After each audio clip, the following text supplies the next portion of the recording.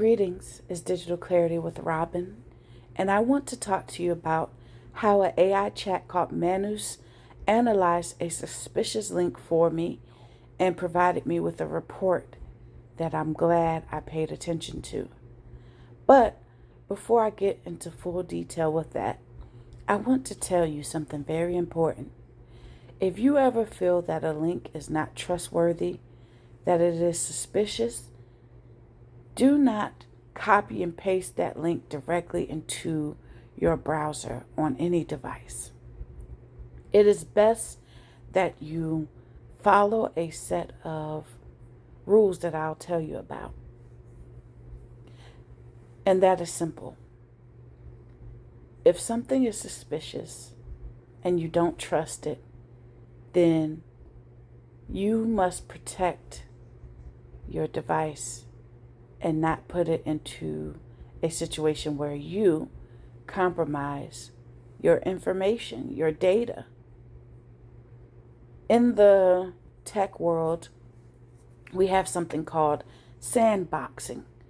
And I want you to imagine a actual sandbox, right? You may have played in them as a child, and in the sandbox, whatever was in the sandbox was there, right? The sand was contained. Anything in there stayed there unless you took it out.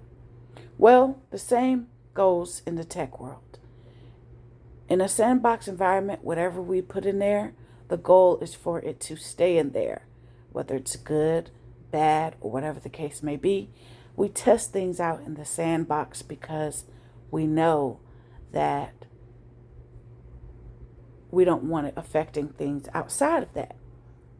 And so most of you listening to this will never download a sandbox on your computer or device. However, you can use tools like Manus, certain AI chat tools that can analyze a link for you where you don't directly paste it into your browser. And you could ask it, is this safe or not? Okay. And as a matter of fact, you probably have already read the caption to this post already. But what I'm going to do is I will probably give you a prompt that you could put into whatever AI chat you're using to ask it to securely analyze a link for you that you may find suspicious. All right? And so now let's actually look at what's on my screen and see how Manus analyzes a suspicious link. Okay? And so the objective was to demonstrate that Manus has a certain methodology to assessing link security. So for the sake of this video, I used a simulated link. By the way, I have children, so if you hear noise in the background, that's them being themselves, okay? And so back to what I was saying. I use a simulated link because I don't want to put the real link here and have those of you who are extra curious decide you want to type it into your browser and test the theory, okay? We're not doing that. And so what did Manus do to actually check the link for me? So first, it did a domain reputation check. So it used tools on platforms that analyze reputable security. Or if it's not reputable, then these tools, such as Scam Advisor and Scam Detector, will let you know. And guess what?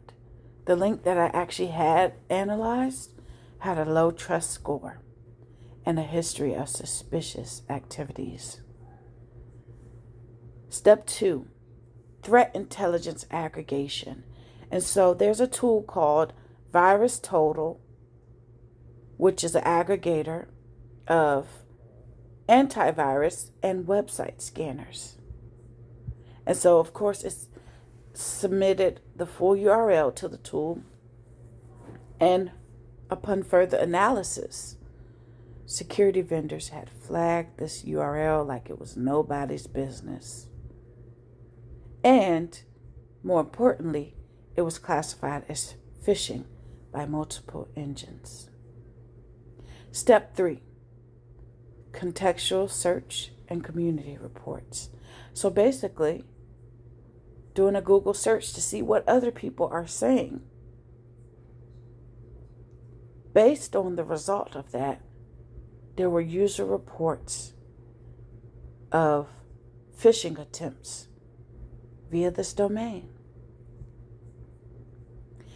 Step 4 was a safe passive inspection, technical analysis, using command line tools to retrieve HTTP headers and raw HTML content. And so the technical analysis went through without potentially executing malicious code. What it does is look at server location, hosting infrastructure, etc., and raw HTML content. So if you don't know what HTML content is, that's just the information that makes up what you see on the site, okay? Based on what it saw, it had a detection of generic login page hosted in a country with no logical connection with typical phishing elements.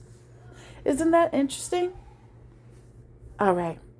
Now, step 5 was synthesis and recommendations. So it consolidated all the gathered information. It determined the overall risk level. It gave clear recommendations. And it produced a final result in a security report with a verdict of high risk. And so, with that being said, with this prompt I'm about to give you, anytime you have a suspicious link, I want you to save this prompt and have your trusted AI tool analyze the link before you paste it into your browser. Whether you get a link in an email, whatever the case may be, use this prompt that I have shared and make sure you're going to be all right. Once again, this is Digital Clarity with Robin, and I hope this helps somebody today or any day to not get scammed. Be safe online. Bye.